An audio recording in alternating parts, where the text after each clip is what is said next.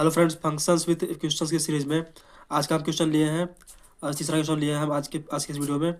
F of x is equal to tan inverse of x plus का half sine inverse of x है। ये हमें question दिया हुआ है, हमें इसका रेंज निकालना है।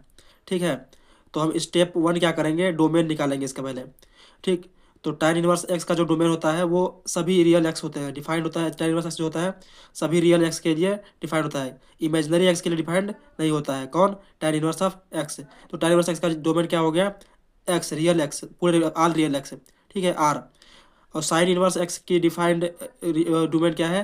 एक्स बिलोंग्स टू -1 से 1। एक इसका डोमेन है साइन इनवर्स एक्स का। ठीक, so domain of F of x is -1 to 1। जो डोमेन होगा एफ ऑफ एक्स का वो क्या हो जाएगा? -1 to 1। जो इन दोनों में कॉमन आया, जो फॉर ऑल रियल एक्स के लिए से डिफाइंड है और साइन इनवर्स एक्स से डिफाइंड है -1 to 1 तक डिफाइंड है। इसका जो डोमेन आया एफ ऑफ एक्स का वो क्या है? -1 to 1। अब हम मोनोटोनिसिटी चेक करेंगे इसका। हमने क्या किया, एफ ऑफ एक्स जो फंक्शन दिया था हमको, F of x tan inverse x plus half sine inverse x, इसको हमने डिफरेंशिएट कर दिया। डिफरेंशिएट किया तो क्या है? 1/1 एक्स स्क्वायर प्लस का 1/2 √1 minus x square. tan inverse x का डिफरेंशिएशन क्या होता है?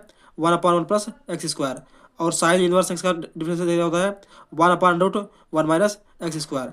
ठीक है, for x belong to -1 to 1, जब एक्स -1 से 1 के लिए बिलोंग करेगा, both terms are positive in hems, दोनों टर्म क्या हो जाएगा? पॉजिटिव आएगा, क्योंकि एक्स में इसमें -1 रखा तो क्या हो गया? पॉजिटिव आया।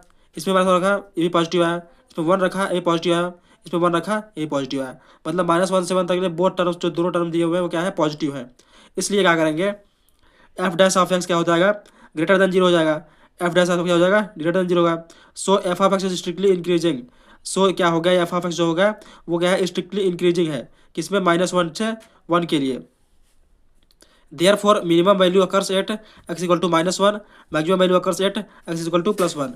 ठीक है, इसलिए क्या होगा? मिनिमम वैल्यू जो होगा x इक्वल टू -1 पे होगा और मैक्सिमम वैल्यू कहाँ पे आएगा? x इक्वल टू 1 पे आएगा। ठीक है, स्टेप 3 में क्या कर रहे हैं हम कि जो हमने ये जो डोमेन निकाला उस पर हम इंड वैल्यूज निकाल रहे हैं, क्योंकि जो फंक्शन है वो स्ट्रिक्टली इंक्रीजिंग है तो हमेशा इंक्रीज करेगा। ठीक है, तो हम उसका इंड वैल्यू निकालेंगे, इंड वैल्यू लेफ्ट का वैल्यू निकालेंगे और इंड वैल्यू लास्ट वैल्यू निकालेंगे। ठीक है, तो हमने इसमें क्या रखा? पहले tan इनवर्स ऑफ 1 रखा, tan इनवर्स ऑफ 1 रखा और इधर साइन इनवर्स ऑफ 1 रखा। इसकी वैल्यू हमारे क्या निकल गए?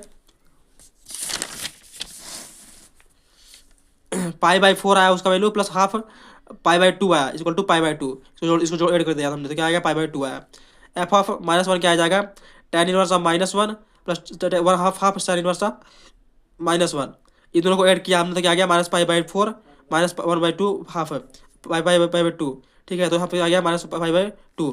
तो रेंज क्या हो जाएगा? Since the function is continuous and increasing on -1 to 1, इसलिए रेंज क्या आ गया? -π/2 to π/2। ये हमारा क्या हो गया?